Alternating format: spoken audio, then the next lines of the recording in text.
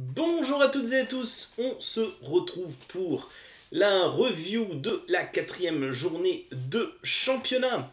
Simplement juste avant de commencer à voir ensemble les résultats, pensez à vous abonner à la chaîne, à liker et à commenter les vidéos, ce qui permettra à la chaîne d'avoir plus de visibilité et donc de donner plus de visibilité à notre discipline.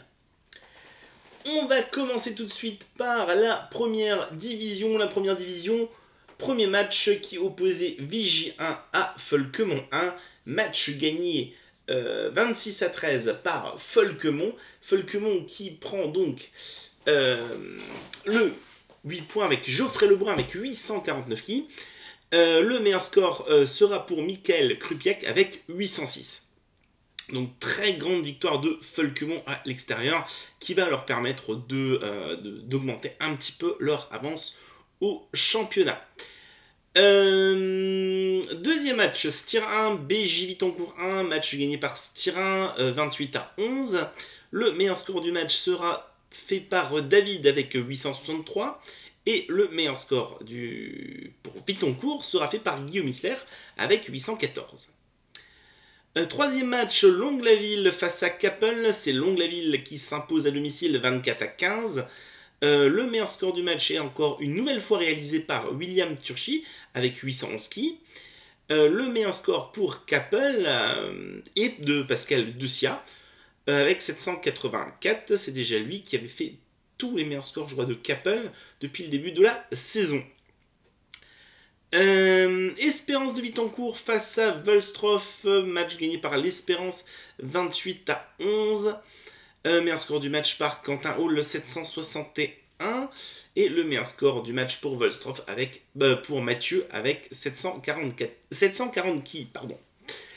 On passe tout de suite aux résultats. Comme je le disais, Folkemont accroît son avance au championnat avec 107 points. Ils ont donc, si je ne dis pas de bêtises, 16 points d'avance sur la BJ Vitancourt qui a 91 points. Suit ensuite Styrin avec 87 points. Donc entre la deuxième et la troisième place, ça se resserre un petit peu. Et ensuite, on a l'Espérance de Vitancourt avec 64 points. Toutes les autres équipes n'ont fait que 3 matchs. On a Kappel. Alors Kappel, même si on la rajoute un petit peu un match, ils vont se retrouver un petit peu entre l'Espérance et Styrin. Quant à Vigy, Volstroff et Longlaville, donc ils sont à 46 points pour Vigy, 39 points pour Volstroff et 38 points pour Longlaville. Je pense que vu comment que ça se dessine, ça risque de jouer le maintien entre Vigy et Volstroff, peut-être Longlaville. Longlaville et l'Espérance du Vitancourt jouent un petit peu au-dessus pour le moment. Mais la saison est encore longue et on va voir qu'est-ce que ça donne. Donc les prochains matchs qui se joueront la semaine prochaine, Folkemont contre la BJ Vitancourt, Kappel 1 contre Volstroff 1, Styrin 1 contre Longlaville 1 et l'Espérance de Vitancourt contre Vigy. On passe à la deuxième division. Le premier match était Medservice face à Longlaville. Match gagné 27 à 12 pour Medservice. Meilleur score du match par Claude Thomas avec 733 quilles. Meilleur score pour Longlaville, Adrien Velcher avec 698 quilles. Kappel 2 qui s'impose 27 à 12 face à Margu. Alors, équipe assez costaud, je vois, de Kappel.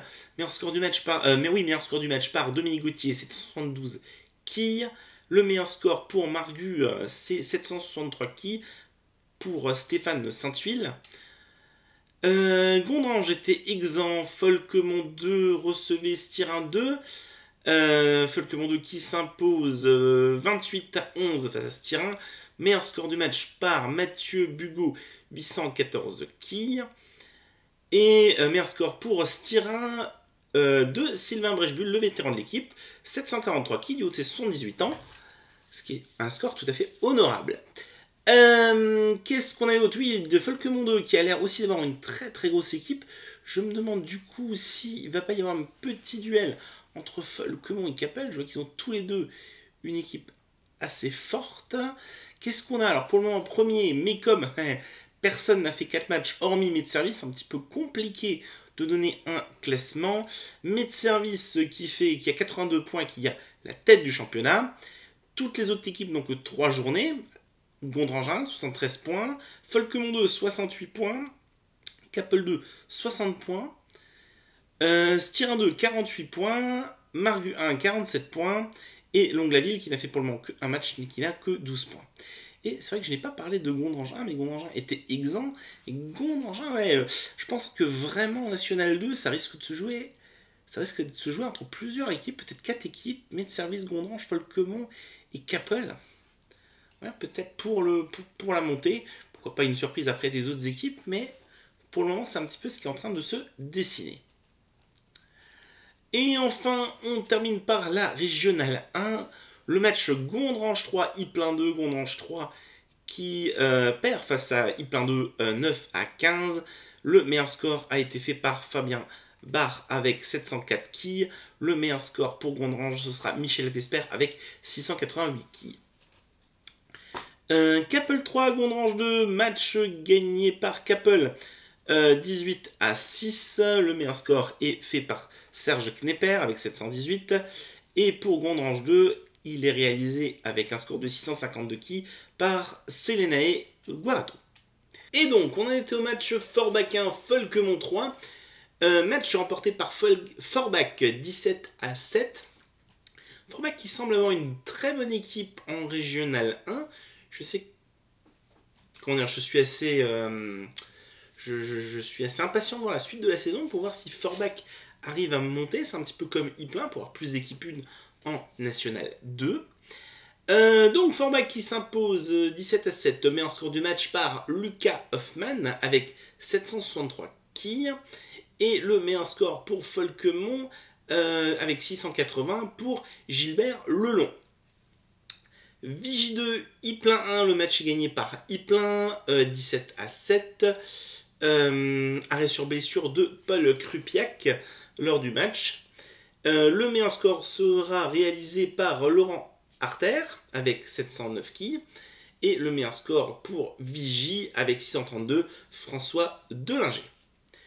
Alors, on a quasiment tous les matchs qui ont été joués en Régional 1, ce qui va nous permettre d'avoir un petit peu, comment ça s'appelle, un petit peu une vue de ce que peut donner ce championnat. Capel 3 est en tête avec 71 points, mais il faut savoir qu'ils ont fait 3 matchs à domicile et un match à l'extérieur. Forbach, qui a joué tous ses matchs à domicile pour le moment, a 61 points, et Ypelin, qui a joué tous ses matchs à l'extérieur, à 58 points.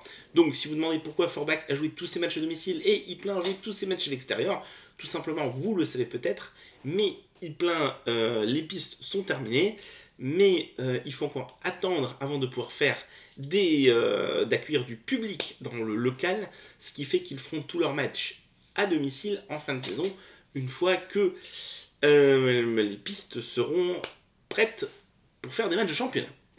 Donc, mais ça commence quand même d'année à une petite tendance. On voit quand même qu'il y a Ypelin et Forbach qui sont les deux équipes 1 de cette régionale 1, donc qui ont des grandes chances de monter. Les deux autres équipes, ce qui me semble être le cas, ce sera Capel et Folquemont. Et on a un deuxième classement qui est assez serré aussi, avec Ypelin 2, 39 points, Gondrange 2, 39 points également, Gondrange 3 qui a 24 points et Vigie 2 qui a 22 points. Donc les prochains matchs de cette journée, c'est Capel 3 face à Folquemont 3, Gondrange 2 face à Ypelin 2, Forbach 1 face à Ypelin 1, ce sera donc la rencontre des équipes 1, Vigie 2 face à Gondrange 3, et j'avais oublié de donner les prochains matchs de la Nationale 2, ce sera Longlaville 2 face à Margu 1, Gondrange 1 face à Styrin 2, Capel 2 sera exempt, et Folquemont 2 accueillera Medservice 1. Et on a terminé cette review de cette 4e journée. N'oubliez pas de penser à vous abonner à la chaîne, de liker, de commenter les vidéos, tout simplement pour donner plus de visibilité à la chaîne, mais surtout à notre discipline qui en a bien besoin. En attendant, je vous dis à la prochaine et vous souhaite une bonne journée.